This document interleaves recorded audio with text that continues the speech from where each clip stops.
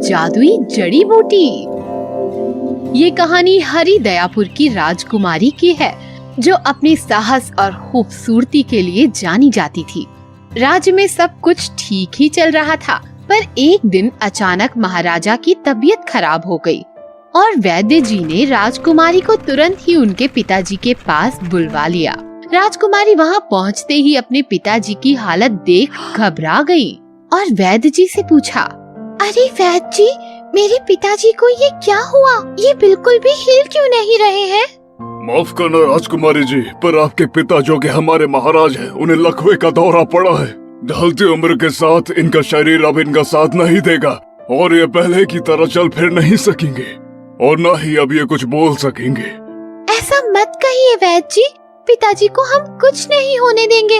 आप तो इतने पुराने वेदों का ज्ञान रखते हैं, आपके पास जरूर कुछ हल तो होगा ही। मुझे बताइए ना वैद्य जी। हल तो है, पर शायद उसे पाना संभव ना हो। ऐसा कहा जाता है कि हरिद्यापुर से एक दिन और एक रात दूर घने कातिलधाम के जंगलों में एक विशेष सा चमकते पानी से भरा एक झरना बहता है। उस ही झरने के नीचे तुम्हें एक जड़ी बूटी मिलेगी जिस पर बैंगनी रंग के बड़े फूल होंगे। अगर हमें वो मिल जाए तो हम उससे महाराज की जान बचा सकते हैं। राजकुमारी तुरंत ही राज्य से अपने घोड़े पर सवार होकर निकलती हैं और काठिल धाम के जंगलों की ओर बढ़ती हैं। पूरे दिन घुड़सवारी के बाद दिन ढल जाता है, पर राजकुमारी रुकने का बिल्कुल भी नहीं सोचती और सीधा घने जंगलों के भीतर चली जाती हैं और एक बुरी परी उससे उसके श्रापित जंगल में आता देखती है और कहती है, बड़े दिनों बाद कुछ अच्छा खाने को मिलेगा। राजकुमारी घोड़े पर सवार ही अचानक से गायब हो जाती है और खुद को एक बंद कोठरी में पाती है, जहां वो बुरी परी उसे बाहर दिखाई देती है। तेरी इतनी हिम्मत, तुझे ये पता भी है ये जंगल मेरा है और यहाँ पर सब मेरे ही शिकार बनते हैं। बड़े दिन हो गए, डर के यहाँ कोई आता भी नहीं। और फिर वो वहाँ से निकल जाती है, पर उसके निकलते ही अचानक वहाँ एक आदमी आता है, जिसे देख राजकुमारी चौंक जाती है और वो सीधा आग कोठरी का ताला तोड़ देता है और कहता है, इससे पहले कि वो यहाँ आए, आप मेरे साथ भाग चलिए। अभी कुछ भी पूछने या बताने का समय नहीं है। राजकुमारी को व्यक्ति भरोसेमंद लगता है और वो तुरंत उसके साथ खंडहर से बाहर निकल घोड़े पर सवार हो भाग जाती है। काफी दूर जंगलों को पार करने के बाद वो राहत की सांस लेते हैं और एक जगह रुकते हैं। माफ कीजिए, पर आपको कैसे पता कि मैं वहाँ कैद थी? राजकुमारी, दरअसल मैं इन जंगलों में काफी समय से रह रहा हूँ और मेरा सामना कई बार बुरी परी से हो चुका है। मैंने आपको जिस तेजी से जंगलों में जाते हुए देखा, मुझे लगा कि आपको उसके बारे में पता नहीं होगा, इसलिए मैंने आपका पीछा किया और वहाँ पर पहुँच गया। धन्यवाद राजकुमार, पर अब हम आपके साथ आगे नहीं जा सकते क्योंकि हम यहाँ एक बहुत ही जरूरी काम से आए हैं। जरूरी काम? भला आप जैसी खूबसूरत राजकुमारी को इन डरावने जंगलों में क्या काम हो सकता है? मुझे उस जड़ी बूटी की तलाश है जो चमकते पानी के झरने के नीचे पाई जाती है। जादुई जड़ी बूटी? तब तो जरूर किसी की जान खतरे में होगी। हाँ मेरे पिताजी, पर तुम उस जड़ी बूटी के बारे में कैसे जानते हो? मेरे पिताजी आलोकगढ़ के महाराज भी जब बीमार पड़े थे तो वैद्य जी ने वही जड़ी बूटी मुझसे मंगवाई थी और यहाँ तक कि मैंने जड़ी बूटी ले भी ली थी।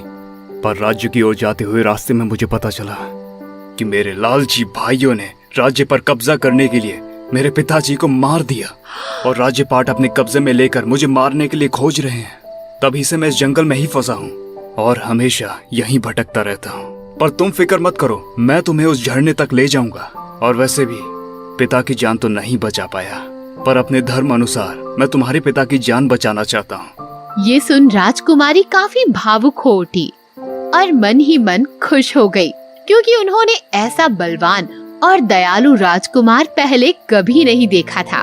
फिर वे दोनों साथ ही में झरने की ओर बढ़े और राजकुमारी चमकते झरने को देख बड़ी खुश हुई और झरने के नीचे उसे वो बैंगनी रंग का फूल दिखाई दिया। तुरंत राजकुमारी ने उन्हें तोड़ा और फिर उसी राजकुमार के साथ अपने राज्य पहुंची। और फिर तुरंत ही वैद्य जी ने उन फूलों को कूटकर एक रस बनाकर महाराजा को पिला दिया और उन्हें होश आ गया और वो ठीक हो गए। राजकुमारी ने महाराजा को पूरी बात बताई, कैसे राजकुमार ने उसकी मदद की, और ये सब सुन महाराजा बहुत खुश हुए और उन्होंने राजकुमार की बहादुरी और दरियादिली देखकर राजकुमार को राजकुमारी से शादी करने का प्रस्ताव रखा, जिसके लिए राजकुमार ने हामी भर दी और वो खुश रहे। जादुई गुलाब। दूर किसी एक गांव में एक किसान अपने 2 बच्चों हिना और श्याम के साथ रहता था। एक दिन अचानक किसान बीमार हो गया। तब उसने अपने दोनों बच्चों को अपने पास बुलाया और बोला, बच्चों, हमने अपनी जिंदगी में सिर्फ 4 चीजें ही कमाई हैं और तो मेरे पास कुछ भी नहीं है जो तुम्हें दे सकूं। उन 4 चीजों में एक गुलाब का गमला, एक अंगूठी, एक आटे की चक्की और ये घर, जिसमें से हिना मैं गुलाब का गमला और अंगूठी तुम्हें दूंगा, बाकी सब श्याम तुम रख लेना।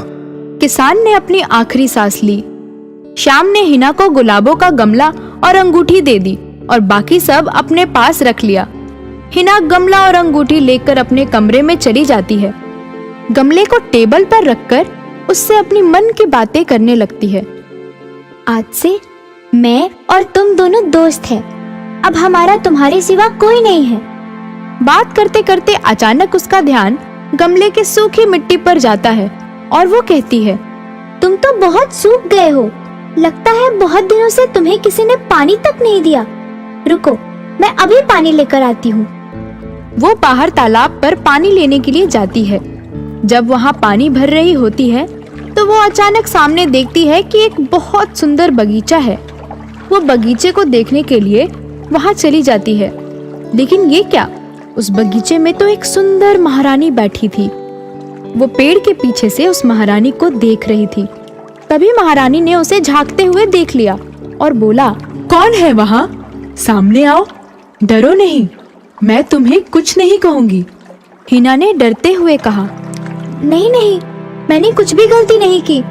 मैं तो यहाँ पानी भरने आई थी और सामने आपका सुंदर बगीचा देखा। मुझे माफ कर दीजिए। नहीं नहीं, तुमने कोई गलती नहीं की है, डरो नहीं, आओ हमारे पास आओ। हिना महारानी के पास जाती है। नाम क्या है तुम्हारा? क्या करती हो तुम? कहाँ रहती हो? क्या तुमने खाना खाया? मैं महारानी हूँ, यही पास में रहती हूँ। बैठो, कुछ खा लो हमारे साथ। वो जाती है और महारानी के साथ में खाने लगती है और मन ही मन सोचती है कि कितना लजीज खाना है। ऐसा खाना तो उसने पहले कभी भी नहीं खाया था। महारानी, आपका बहुत बहुत धन्यवाद। ऐसा खाना मैंने कभी नहीं खाया, पर मैं इसके बदले में आपको क्या दे सकती हूँ? मेरे पास एक गुलाबों के गमले के सिवा कुछ भी नहीं है, और जो मुझे बहुत ही प्यारी है, पर मैं उसे उपहार में आपको दूंगी जरूर। मैं अभी लेकर आती हूँ। वो पानी लेकर अपने घर जाती है और घर जाकर क्या देखती है कि उसके कमरे में गुलाबों के पौधे की जगह एक अलग ही पौधा रखा हुआ है, जो कि बहुत ही मुरझाया हुआ है। ये देख वो परेशान हो जाती है। मेरे गुलाब का पौधा कहाँ गया? किसी ने चुरा लिया। वो अपने भाई के पास जाती है और उससे भी पूछती, भैया, तुमने मेरे गुलाब का पौधा देखा क्या? लगता है किसी ने चुरा लिया। नहीं तो मैंने नहीं देखा, तुमने ही कहीं रख दिया होगा। परेशान होकर वो उसी पौधे में पानी डालने लगती है। तभी पौधे से आवाज आती है, रुको, मेरी बात सुनो। तुम मुझे बाहर के बगीचे में लगा दो और शाम के कमरे में जाओ। वहाँ चौकी के नीचे तुम्हें वही गुलाबों का पौधा मिलेगा जिसको तुम्हारे भाई शाम ने चुरा कर वहाँ रख दिया है, और उसकी जगह उसने मुझे यहाँ रख दिया है। वो बहुत खुश हो जाती है और वो खुशी खुशी इस पौधे को लेकर बगीचे में लगा देती है। उसके बाद वो शाम के कमरे में जाती है और चौकी के नीचे झांकती है तो उसे अपना प्यारा गुलाब का पौधा दिखाई देता है। वो उसे वहां से निकालती है और अपने कमरे में लेकर जाती है। उसे पानी डालते हुए कहती है, मैंने तुम्हारे लिए एक बहुत अच्छी जगह ढूंढ ली है। तुम बहुत ही खुश रहोगे वहाँ। बहुत बड़ा घर है, महलों की रानी, बड़ा बगीचा, और तुम्हें रोज देखने आऊंगी मैं वहाँ। यहाँ क्या है? यहाँ तो छोटा सा घर है और मैं तुम्हें खुश भी नहीं रख सकती, इसलिए मैं तुम्हें उस महारानी को दे देती हूँ। वो गुलाबों का गमला लेकर महारानी के पास जाती है और महारानी से कहती है, महारानी जी, मैं आपके लिए गुलाबों का पौधा लेकर आई हूँ। ये बहुत ही खूबसूरत है। ये मेरी जान से भी ज्यादा मुझे प्यारा है। इसे मैं आपको भेंट करती हूँ। महारानी को गुलाब का पौधा देखकर कुछ बीती बातें याद आ जाती हैं। महारानी मन ही मन कहती है, अरे, ये तो वही गुलाब का पौधा है जो मैंने बहुत साल पहले उस किसान को दिया था, जब उस जादूगर ने मेरे बेटे को अपने जादू से गुलाब का पौधा बना दिया था। महारानी को उस जादूगर की कही बात याद आ जाती है। 15 साल बाद जब तुम इस गुलाब के पौधे को हाथ लगाओगी, तब ये एक सुंदर राजकुमार के रूप में बदल जाएगा। महारानी अचानक गुलाब के पौधे को हिना के हाथ से लेती है, तभी गुलाब का पौधा एक सुंदर राजकुमार के रूप में बदल जाता है। ये देख महारानी और हिना बहुत खुश हो जाते हैं। महारानी हिना से कहती है, हिना, मैं तो ये भूल ही गई थी कि इस बात को 15 साल हो चुके हैं। बहुत बहुत धन्यवाद तुमको, जो तुमने मेरे राजकुमार को वापस मेरे पास पहुंचा दिया। हिना जैसे ही घर जाने लगती है, राजकुमार पीछे से आवाज देता है, रुको हिना, तुम कहाँ जा रही हो? तुमने तो मेरी बहुत अच्छी देखभाल की है। तुम मेरी सबसे अच्छी दोस्त हो। मैं तुमसे शादी करना चाहता हूँ। राजकुमार की ये बात सुनकर हिना बहुत खुश हो जाती है और खुशी खुशी दोनों की शादी हो जाती है।